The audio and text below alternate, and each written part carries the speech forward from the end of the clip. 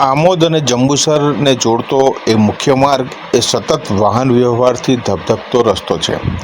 દિવસભરમાં હજારો વાહનો આ રસ્તા ઉપરથી પસાર થાય છે અને આ રસ્તો મહાત્મા ગાંધીની દાંડીકૂચ સાથે જોડાયેલો હોવાથી દાંડીકૂચ યાત્રાના કારણે દાંડી માર્ગ તરીકે પણ ઓળખાય છે અને જેને નેશનલ હાઈવેનો દરજ્જો પ્રાપ્ત છે. આ નેશનલ હાઈવેનો દરજ્જો પ્રાપ્ત થયા પછી સરકારશ્રી દ્વારા 13.5 કરોડના ખર્ચે આ રસ્તાનું નવીનીકરણ કરવામાં આવ્યું હતું. પરંતુ આ 13.5 કરોડના ખર્ચે બનાવવામાં આવેલો માર્ગ માત્ર 1 વર્ષના ટૂંકા ગાળામાં બિસ્માર હાલતમાં બની જતા રાહદારીઓ અને વાહન ચાલકો ભારે મુશ્કેલીમાં મુકાયા હતા.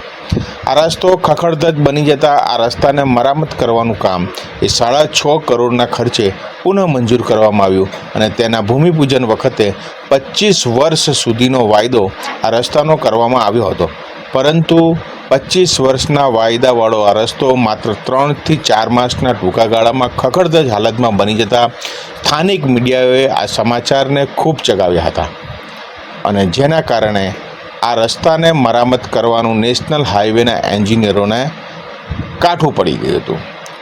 પરંતુ આ રસ્તાનું નવીનીકરણ જ્યારે કરવામાં આવ્યું ત્યારે રસ્તા વચ્ચે 2 સાઈડ ગટર બનાવવામાં આવી હતી અને તેનું બ્રહ્મજ્ઞાન આ એન્જિનિયરોને લાદ્યું અને આ ગટરો દૂર કરીને આ રસ્તાનું પુનઃ નવીનીકરણનું કામ હાલ ચાલી રહ્યું છે. પરંતુ આ રસ્તામાં બનાવેલી ગટરો કાઢ્યા પછી આ ગટર બનાવવામાં ઉપયોગમાં લેવામાં આવેલા સળિયા આ વર્તમાન ઇજારદાર કાઢવાનું ભૂલી ગયો છે, જેના કારણે આ વર્તમાન રસ્તા ઉપર એ સળિયા એ બહાર દેખાઈ રહ્યા છે, જે રસ્તાઓ વાહન ચાલકોના ટાયરો માટે તો વટે માર્ગો માટે પણ જોખમી બન્યા છે. શું નેશનલ હાઈવેના એન્જિનિયરો આ કોન્ટ્રાક્ટર પાસે આ સળિયા કઢાવવાનું ભૂલી ગયા કે ઇજારદારે જાણી જોઈને આ સળિયા રહેવા દીધા? એવો પ્રશ્ન ઊભી રહ્યો છે.